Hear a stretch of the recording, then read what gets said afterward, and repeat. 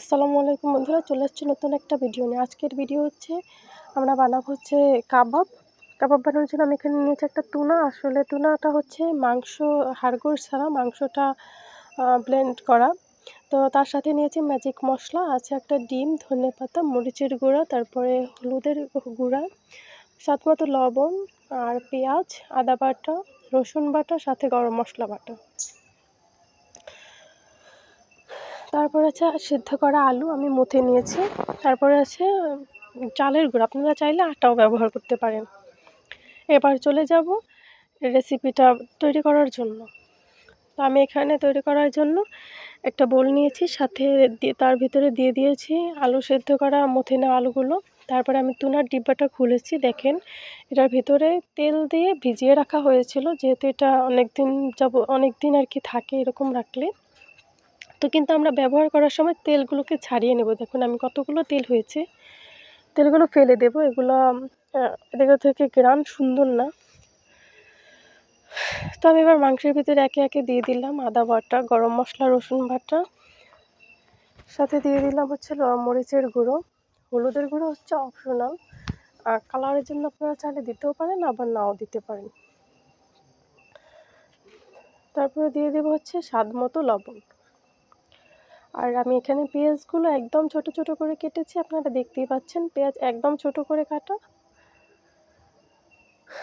পেঁয়াজগুলো কিন্তু একটার সাথে একটা লেগে আছে, এজন্য আর কি বোঝা যাচ্ছে না, কিন্তু একদম ছোট ছোট করে কাটা। এখন আমি এগুলোকে একসাথে মথে নেব। এগুলোকে মথে নেওয়া হয়ে গেলে তারপরে আমি আবার অন্য মশলাগুলো আবার অ্যাড করব। একসাথে দিয়ে দিলে হয়তো বা একটু মধ্যে বা মিশাতে একটু সময় লাগে, তো মানে ভালো করে মিশতেও চায় না। এরপর আমি দিয়ে দিব হচ্ছে ম্যাজিক মশলা।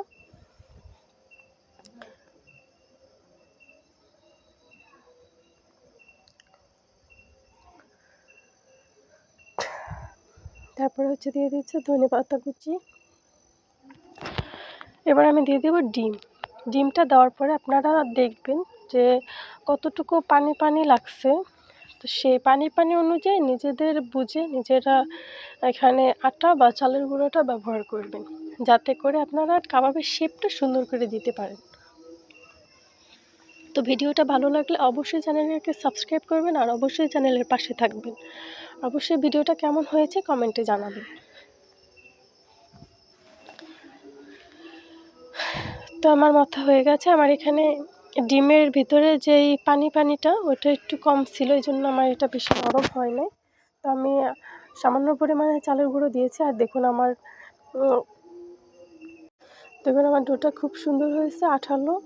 এটা দিয়ে খুব সুন্দর করে যে কোনো ধরনের শেপ আপনারা দিতে পারেন, আপনাদের ইচ্ছে মতো শেপ দিতে পারবেন।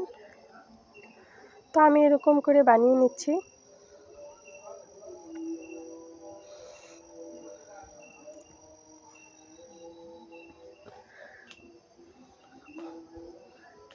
তো দেখুন আমার সবগুলো কাবাব আমি একই শেপ দিয়েছি, আমি বানিয়ে ফেলেছি।